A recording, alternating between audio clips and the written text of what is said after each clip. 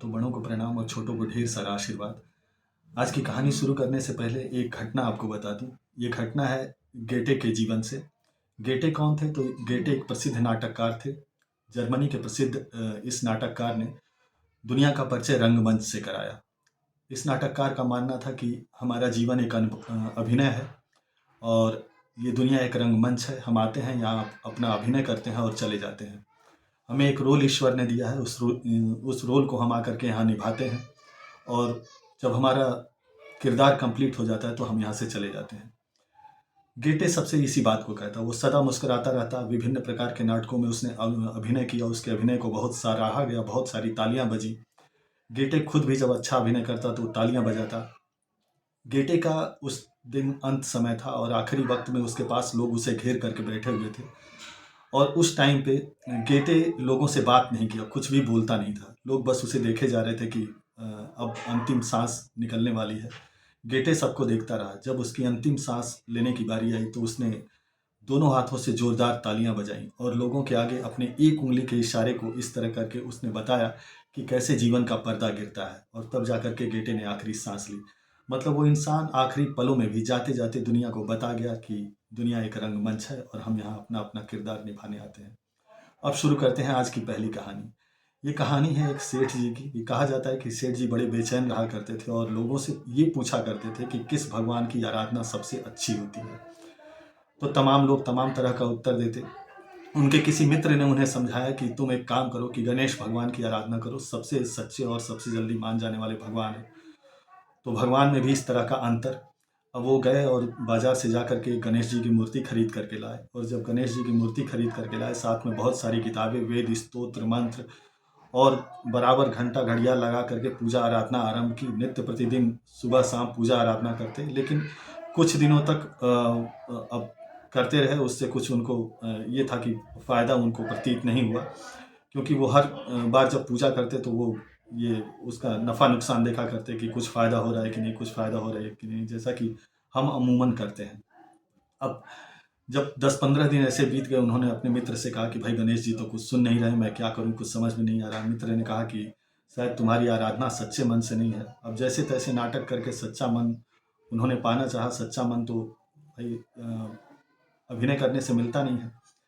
वो सच्चा मन तो ऑटोमेटिकली आता है। इंसान का दिल तो साफ अपने आप होता है। ऐसा करके उन्होंने 20-25 दिन आराधना की, उनको कोई लाभ नहीं हुआ। जब लाभ नहीं हुआ तो एक दिन वो गुस्सा हो जाते हैं गणेश भगवान के ऊपर। उस दिन वो क्या करते हैं कि गणेश भगवान को गुस्से में बोलते हैं कि अब आप सुनने वाले नहीं हो, मैं एक काम करता हूँ और कल मेरी आप नहीं सुना तो मैंने आपको बदल देना है। कल भी भगवान गणेश नहीं सुनते हैं। वो उनकी मूर्ति को हटा देते हैं और वहाँ लक्ष्मी माता की मूर्ति को रख देते हैं। बगल में गणेश भगवान की मूर्ति को बगल में रख देते हैं। अब लक्ष्मी जी की पूजा आराधना करने लगते हैं। जब वो अगरबत्ती जलाते हैं तो क्या देखते हैं कि अगरबत्ती जला रहे हैं लेकिन ध्यान पूरा गणेश जी की तरफ है। वो देख रहे हैं कि अगरबत्ती का धुआं गणेश जी के पास तक जा रहा है। अब गुस्सा उनके मन में ये था कि इन्होंने तो मेरा सुना नहीं, मेरी प्रार्थना सुनी नहीं, तो क्यों अगरबत्ती इनके लिए। तो क्या करते हैं कि 2 रुई की छोटी छोटी गोली बना करके और गणेश भगवान के नाक में वो लगा देते हैं ताकि इनको खुशबू ना मिले अगरबत्ती की। अब जब वो लगाते हैं जैसे ही, तो देखते हैं तो गणेश भगवान की मूर्ति हंस पड़ती है। अब गणेश भगवान साक्षात प्रकट होकर के बोलते हैं उनसे कि अब तक तो तू मुझे जड़ समझ करके मेरी पूजा करता रहा। आज पहली बार तुमने मेरे अंदर चेतना देखी है और जब तुमने इंसान मेरे अंदर चेतना देख लेता है तो मुझे मिलने भक्त के पास स्वयं आना पड़ता है।